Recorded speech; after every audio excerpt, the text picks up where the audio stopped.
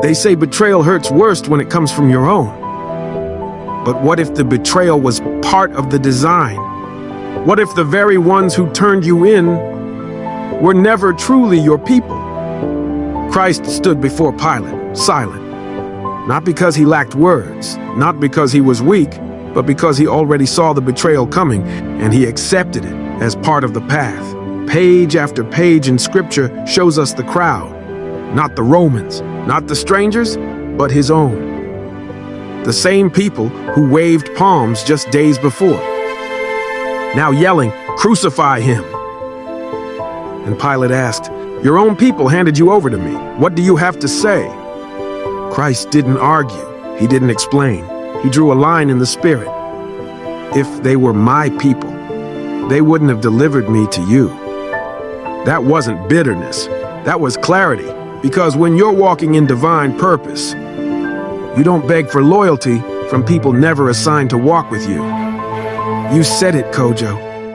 Some betrayals are meant not to be avoided, but to go through to fulfill a purpose. That's not weakness. That's wisdom. That's not pain. That's prophecy. Christ could have called down angels and he could have disappeared like smoke. But he stayed.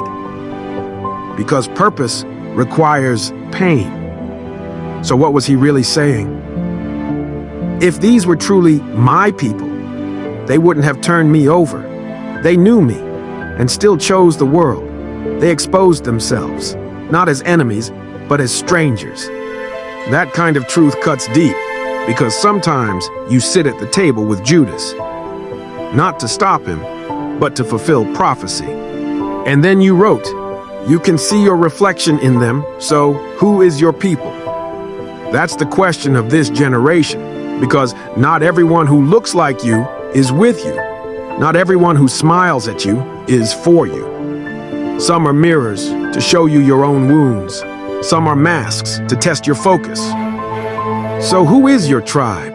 Christ said it best, "Whoever does the will of my Father is my brother, my sister, my mother."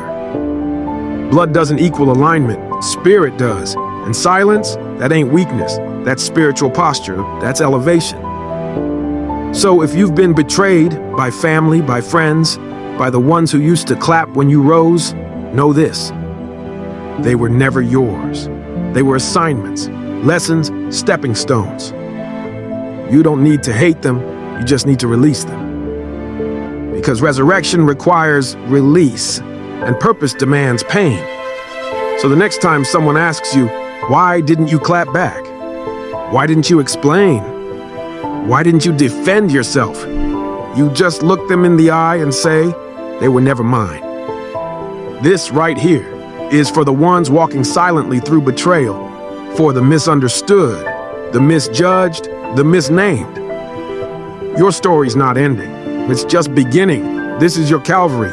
But trust me, resurrection is next. The silence of Christ wasn't surrender. It was strategy. When your mission is loud, your words can be still. Let's go deeper. Joseph, sold by his brothers, abandoned, thrown in a pit, forgotten in prison. And yet when he rose, he didn't get revenge. He fed the same mouths that left him starving. You meant it for evil, but God meant it for good. You see, the same mouths that spoke against you will one day eat from your hand. The same ones that doubted you will say, I always knew. But the truth, they never did. Because they never saw you. Not because you were small, but because you weren't theirs to see. You belonged to God the whole time. Let the betrayal do its work. Let it clean your circle. Let it reveal your purpose. You don't need more company. You need alignment. You don't need more followers. You need truth walkers. This season, it's for the hidden ones, the silent ones, the overlooked, the remnant. Because when it's time to rise, the crowd is gone. Only the faithful remain.